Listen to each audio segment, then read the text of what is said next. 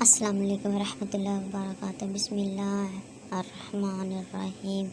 کیا آپ جانتے ہیں سفر معراج تو حدیث مبارک کی روشنی میں صحیح بخاری حدیث نمبر 349 ہم سے یحییٰ بن بقیر نے بیان کیا، انہوں نے کہا ہم سے لیث بن سعد نے یونس کے واسطے سے بیان کیا، انہوں نے ابن شہاب سے، انہوں نے انس بن مالک سے، انہوں نے فرمایا کہ ابو ذر غفاری حدیث بیان کرتے تھے کہ نبی کریم صلی اللہ علیہ وسلم نے فرمایا کہ میرے گھر کی چھت کھول دی گئی، اس وقت میں مکہ میں تھا، پھر جبرائیل اترے اور انہوں نے میرا سینہ چاک کیا، پھر اسے زمزم کے پانی سے دھویا، پھر ایک سونے کا تاج دلایا جو حکمت اور ایمان سے بھرا ہوا تھا، اس کو میرے سینے میں رکھ دیا، پھر سینے کو جوڑ دیا، پھر میرا ہاتھ پکڑا اور مجھے آسمان کی طرف لے کر چلے۔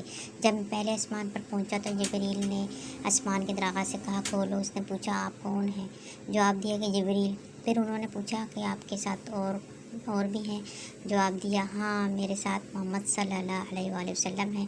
انہوں نے پوچھا کہ کیا ان کے بلانے کے لیے آپ کو بھیجا گیا تھا؟ کہا جی ہاں۔ پھر جب انہوں نے دروازہ کھولا تو ہم پہلے آسمان پر چڑھ گئے، وہاں ہم نے ایک شخص کو بیٹھے ہوئے دیکھا، ان کی دائنی طرف کچھ لوگوں کے جھنڈ تھے اور کچھ جھنڈ بائیں طرف تھے، جب وہ اپنی دائنی طرف دیکھتے تو مسکرا دیتے اور جب بائیں طرف نظر کرتے تو روتے۔ انہوں نے مجھے دیکھ کر فرمایا آؤ اچھے آئے ہو صالح نبی اور صالح بیٹے۔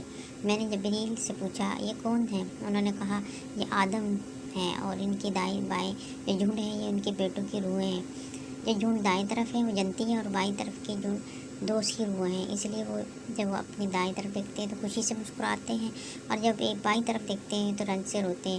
پھر جبریل مجھے لے کر دوسرے آسمان تک پہنچے اور اس کے دراغ سے کہا کہ کھولو۔ اس آسمان کے دراغ نے بھی پہلے کی طرح پوچھا، پھر کھول دیا۔ انس نے کہا کہ ابو ذر نے ذکر کیا کہ آپ صلی اللہ علیہ وسلم یعنی نبی کریم صلی اللہ علیہ وسلم نے آسمان پر آدم، ادریس، موسیٰ، عیسیٰ اور ابراہیم علیہ السلام کو موجود پایا، اور ابو ذر نے ہر ایک کا ٹھکانہ نہیں بیان کیا، البتہ اتنا بیان کیا کہ نبی کریم صلی اللہ علیہ وسلم نے آدم کو پہلے آسمان پر پایا اور ابراہیم کو چھٹے آسمان پر۔ انس نے بیان کیا کہ جب جبریل علیہ السلام نبی کریم صلی اللہ علیہ وسلم کے ساتھ ادریس پر گزرے تو انہوں نے فرمایا آؤ اچھے آئے ہو صالح نبی اور صالح بھائی۔ میں نے پوچھا یہ کون ہے؟ جواب دیا یہ ادریس ہیں۔ پھر موسیٰ تک پہنچے تو انہوں نے فرمایا آؤ اچھے آئے ہو صالح نبی اور صالح بھائی۔ میں نے پوچھا یہ کون ہے؟ جبریل نے بتایا موسیٰ علیہ السلام ہے۔ پھر میں عیسیٰ تک پہنچا، انہوں نے کہا آؤ اچھے آئے ہو صالح نبی اور صالح بھائی۔ میں نے پوچھا یہ کون ہے؟ جبریل علیہ السلام نے بتایا کہ عیسیٰ علیہ السلام ہے۔ پھر میں ابراہیم علیہ السلام تک پہنچا، انہوں نے فرمایا آؤ اچھے آئے ہو صالح نبی اور صالح بیٹے۔ میں نے پوچھا یہ کون ہے؟ جبریل علیہ السلام نے بتایا یہ ابراہیم علیہ السلام ہے۔